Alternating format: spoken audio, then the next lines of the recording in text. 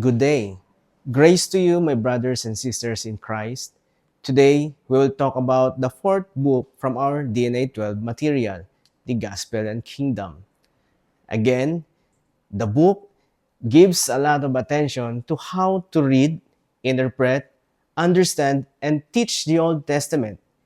It's trying to clear up our confusion about the Old Testament and encourage us to use it as it was meant to be used, pointing forward to Christ at every turn. Today, we will talk about the chapter 3. What is the Old Testament? Let's move beyond the simple definition to understand the Old Testament's purpose and function within the grand narrative of redemption. We have talked about why we should read the Old Testament, but what is it? Really? Is it just an ancient history, a book of laws, a collection of moral stories? In this study, the book reveals that it's far more than we often imagine. It's not just a book about the past, but it's a book pointing to the future and to Jesus. The book's first challenges common misconception. The misconception that the Old Testament only contains history, law, or moral insight. But that's not its ultimate purpose. The Old Testament is not just a history. While historically accurate, its primarily aim isn't simply to record facts. It's a redemptive history. It's a history interpreted through God's saving plan. The Old Testament is not just about laws, about the Torah. It's not just a set of rules for salvation. It reveals God's character, it exposes sin, and it points to the need of a perfect sacrifice. No one could perfectly keep it. The Old Testament also is not just about morality.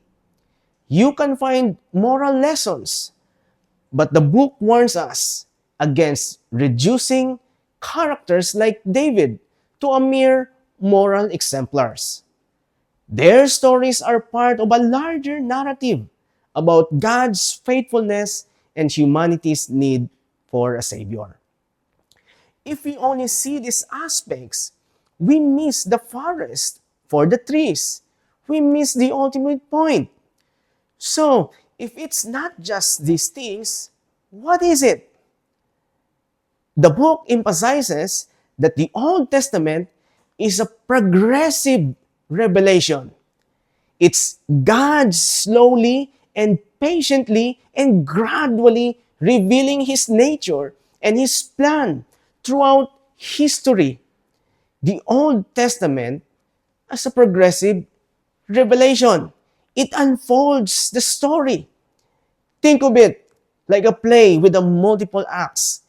Each act reveals more of the plot, more of the characters, and builds suspense towards the climax. The Old Testament is the first few acts of God's grand drama of redemption. The progressive revelation is a building blocks. Each covenant, for example, the Noahic, Abrahamic, Mosaic, and Davidic, they were built upon the last, adding more details to God's ultimate promise of salvation. The progressive revelation increases the clarity. The prophecies become clearer, the types more vivid, and as God prepares His people for the coming of the Messiah. It's like watching a picture slowly come into focus. Now, the Old Testament as God's Word pointed towards Christ. This is the core of the book's argument, that the Old Testament is primarily God's inspired Word, specifically designed to point forward to the coming of Jesus Christ. and the establishment of His kingdom. It's about anticipation and expectation. The whole Old Testament creates an anticipation and a longing for something more, for someone to come and perfectly fulfill God's promises. It's ask questions that only Jesus can answer. The Old Testament has types and patterns. The Gospel and Kingdom, the book highlights how the Old Testament is full of types. Like, for example, the people, the events, or the institutions that foreshadows Christ. For example, the Passover lamb points to Jesus, the Lamb of God. The manna in the wilderness points also to Jesus, the bread of life. And another one, the temple. It points also to Jesus, where God truly dwell among His people. Even the problems and the solution in the Old Testament, it clearly presents the problem of human sin and rebellion. And then, through various means, they point to God's ultimate solution in a future Messiah. It's the divine setup for the divine solution. The Old Testament, its purpose is to prepare us for the gospel. The book concludes that the Old Testament's purpose is to prepare us for the gospel.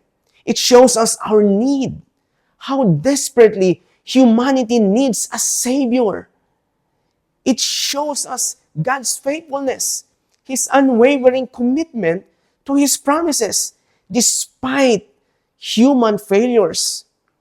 And it shows us the context of salvation. It provides the rich setting that makes the glory of Christ work shine even brighter.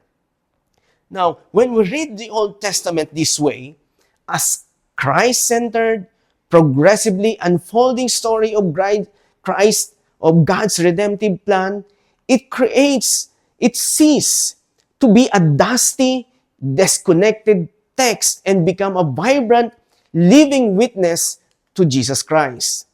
So, the next time you open the Old Testament, don't just see in ancient stories or old laws. See it for what it truly is. It's God's inspired word, masterfully crafted to prepare the world for the arrival of its Savior, Jesus. It's not just about the past, but it's the foundation of our present salvation and our future hope. How will this change the way you read it?